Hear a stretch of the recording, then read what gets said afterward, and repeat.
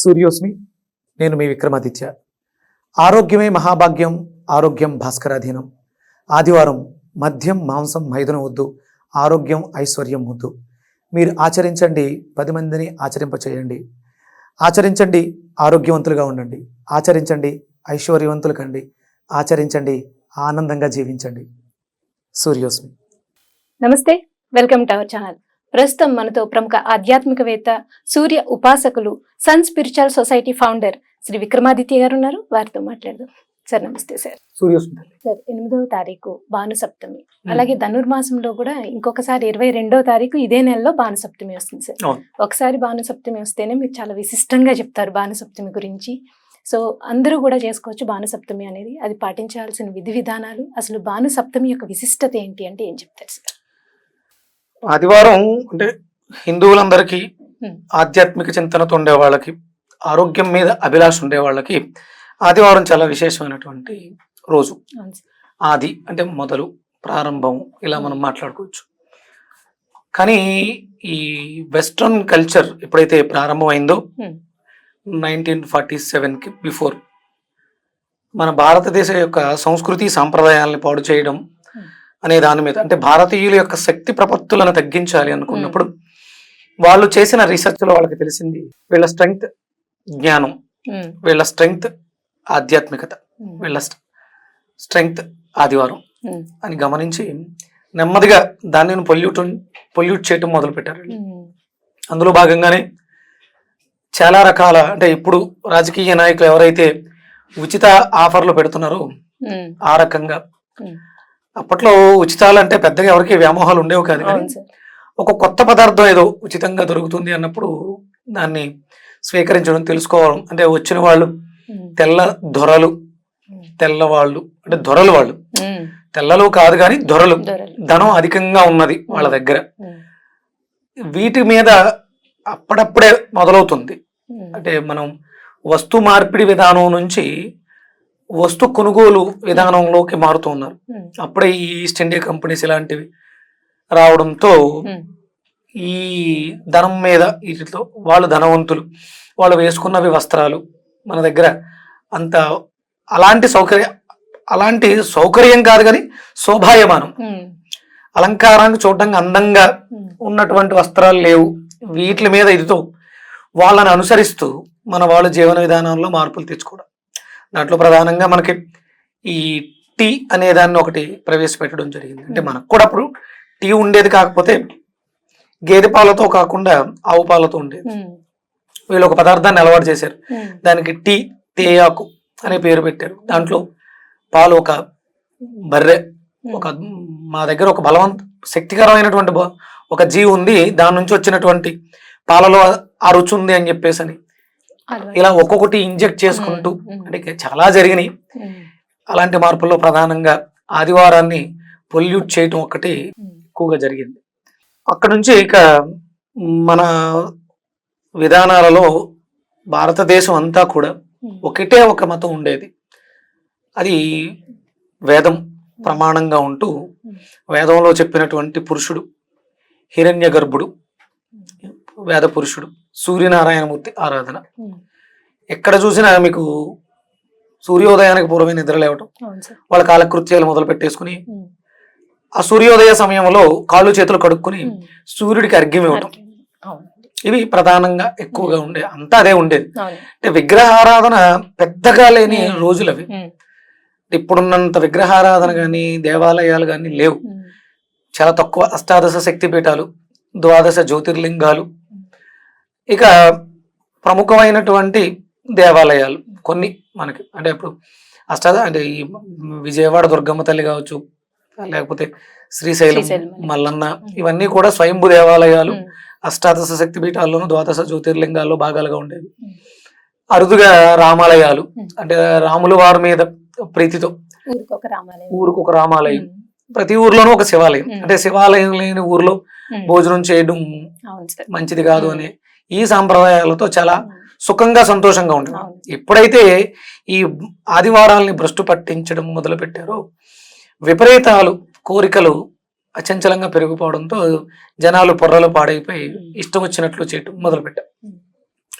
దాంట్లో భాగంగానే అంటే మనకు వేదం చెప్తుంది ఆదివారం విశేషం, దాంట్లో సప్తమి తిథి వస్తే ఇంకా విశేషం అని.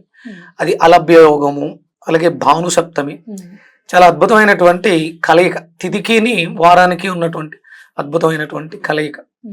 దీన్ని మనం ప్రస్తావించుకుంటే ఆదివారానికి రవి అధిపతి, సప్తమి అంటే 7 సంఖ్యకి అధిపతి చంద్రుడు. సూర్యచంద్రులు ఇద్దరే మనల్ని పరిపాలిస్తూ ఉంటారు. పగటి పూట సూర్యకాంతితో కిరణజన్య సంయోగ క్రియ సూర్య కిరణాలతో జరుగుతుంది. సాయంత్రం అదే సూర్య కిరణాలని పుణికిపుచ్చుకుని చంద్రుడి రూపంలో ఔషధ రూపంలో మనకు అందిస్తూ మనం ఆయుర్వేదం అంటే మన ఆరోగ్యం కోసం తీసుకునే ప్రతి పదార్థంలోనూ ఆ గుణాలని పెంపొందిస్తుంది, ఔషధ గుణాలను పెంపొందిస్తుంది చంద్రుడు. సూర్యచంద్రుల్ని కలయిక సప్తమి ఆదివారానికి ఉన్నటువంటి విశేషత. అంటే శారీరకంగాను మానసికంగాను మనం శక్తివంతులం అవడానికి, ఆరోగ్యంగాను ఆర్థికంగాను బలపడటానికి ఈ సప్తమి ఆదివారం భాను సప్తమి చాలా అద్భుతంగా ఉపయోగపడుతుంది అనమాట. అలా 22వ తారీఖు కూడా మళ్ళా ఈ నెలలో 2 సార్లు వచ్చింది కదండి, ధనుర్మాసంలో కూడా వచ్చింది, అది ఇంకా విశేషంగా చెప్పుకోవచ్చు. మార్గశీర్ష మాసము మనం చంద్రుడిని ప్రమాణంగా తీసుకుంటాం. అలాగే 16వ తారీఖు సూర్య సంక్రమణం, రవి ధనుర్రాశిలో సంక్రమణించే తర్వాత ఆ రాశికి ఉన్నటువంటి విలువలు ఇంకా పెరుగుతాయి. అప్పుడు మనకి మళ్ళీ 22వ తారీఖు భాను సప్తమి రావడం జరిగింది. అది పుబ్బా నక్షత్రంతో కూడినటువంటి భాను సప్తమి, అది ఇంకా విశేషంగా ఉంది. అంటే అది సింహరాశిలో సంచారం జరుగుతుంది, చంద్రుడు కూడా అక్కడ ఉండడంతో ఇది ఇంకొంచెం విశేషమైనటువంటి ఫలితాలు ఇస్తూ ఉంటుంది. ఇవన్నీ కూడా మనం ఆర్థికంగా బలపడటానికి ఏం చేయాలి, అందరి దృష్టి దాని మీదే ఉంటుంది. ధనం మూలం ఇజం జగత్ కాబట్టి ఆ ధనం కోసమే మనం పరితపిస్తూ ఉంటాం. మనకి అత్యంత సంపద ఎవరిచ్చారమ్మా అంటే పురాణాలు మనం ఇతిహాసాలు తీసుకుంటాం.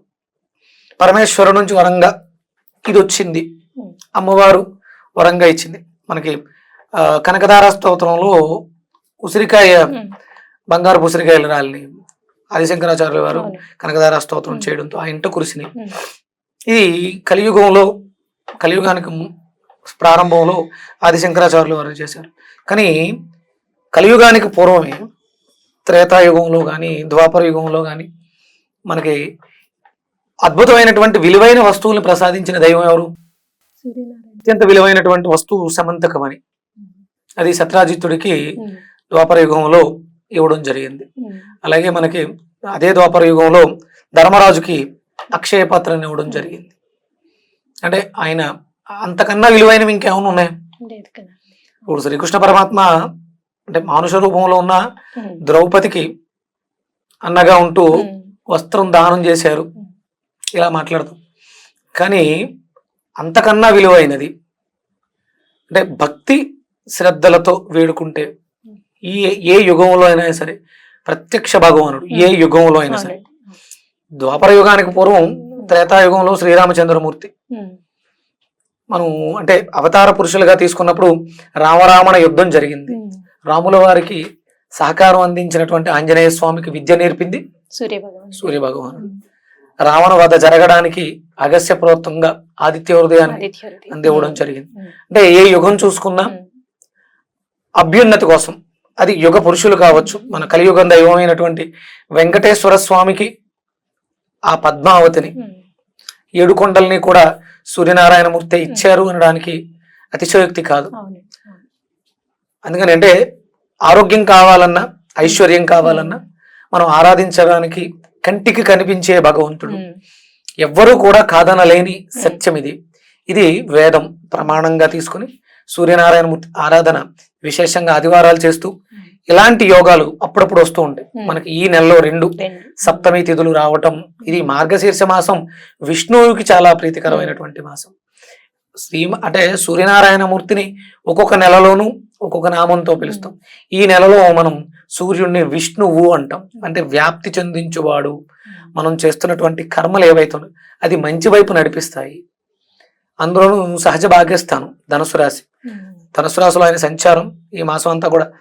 మార్గశీర్ష మాసం అంటేనే ధనుస్సు రాశికి సంబంధించిన మాసం. భాగ్యాన్ని అంటే మనం చేసేటువంటి కర్మల ద్వారా భాగ్యాన్ని పెంపొందించుకోవడం, పూర్వపుణ్యాన్ని పెంచుకోవడానికి విలువైనటువంటి అనువైన మాసం. అందుకని ఈ తిథులను ఈ వారాలని ఆదివారాలని విశేషంగా ఆచరిస్తూ సంకల్పం చేసుకోవాలి. భారతదేశం అంతా కూడా స్వచ్ఛమైనటువంటి ఆధ్యాత్మిక ఆదివారాలని తీసుకురావడానికి నేను ఒక సమిధన అవుతాను. నా మొట్టమొదటి ప్రతిజ్ఞ అదే. An instrument of your peace, నీ శాంతికి నన్ను ఒక సాధనంగా వాడుకో స్వామి అని సూర్యనారాయణమూర్తిని శరణు వేరడం జరిగింది. దాని తర్వాత ఇంతటి సబ్జెక్ట్ ఆయన ఇవ్వటం జరిగింది. అందరం కూడా ఇది ప్రతి ఒక్కళ్ళ బాధ్యత. ఈ బాధ్యతకి అందరూ కూడా సంకల్పం చెప్పుకొని చేయడం ద్వారా 10 మందికి ఎప్పుడైతే మంచి చెప్తున్నామో మన జీవితాల్లో మంచి జరుగుతుంది. దేనికి దేహిని చెయ్యి చాసాల్సిన అవసరం లేకుండా కావలసినవన్నీ కూడా సరైన సమయంలో సమకూరుతాయి సూర్య ఆరాధన వల్ల. అలాగే మీలాంటి వాళ్ళు కూడా దొరికి, ఇప్పుడు తెలియదండి భానుసప్తం అంటే ఏంటి, ఎలా చేసుకోవాలని తెలియని వాళ్ళకి మీలాంటి వాళ్ళు చెప్పడం దొరకడం, మనం విని చేసుకునే అదృష్టం కూడా చెప్పేవాళ్ళు ఉంటేనే కదా వినేవాళ్ళు కూడా అది అర్థమయ్యి చేసుకోవడానికి. సో అది కూడా అదృష్టంగా భావిస్తూ మీరు చెప్పినట్టే మాలాంటి వాళ్ళందరం కూడా ఫాలో అవడం స్టార్ట్ అయితే అది మన వృద్ధి కోసం, మన కోసమే కదండి, ఇదేం ప్రపంచం కోసం కాదు. సో ఆదివారాలు అనేది ఇప్పుడు పాటిస్తున్న వ్యక్తిగత వృద్ధి తర్వాత వ్యవస్థ వృద్ధి చెందుతుంది. వ్యవస్థ వృద్ధి చెందిన తర్వాతే దేశం గాని, రాష్ట్రం గాని, ప్రపంచం గాని మార్పు చెందుతాయి. అందుకని వ్యక్తితోటే మొదలు పెట్టాలి. నేను బాగుండాలి అనే స్వార్థంతో అందరూ కూడా సూర్య ఆరాధనలు మొదలు పెట్టాలి. ఎందుకంటే ఆయన ఆత్మకారకుడు. ఆ లోపల ఉన్నటువంటి ఆత్మక్షోభ జరుగుతూ ఉంటుంది. నేను అనే స్వార్థంతో, అంటే నేను అంటే ఆత్మ స్వార్థంతో నేను ఒక పరిణితి సాధించాలని సంకల్పం పెట్టుకుని మొదలు పెట్టాలి.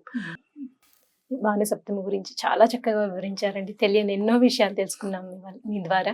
సో ధన్యవాదాలండి. సూర్యోస్మి.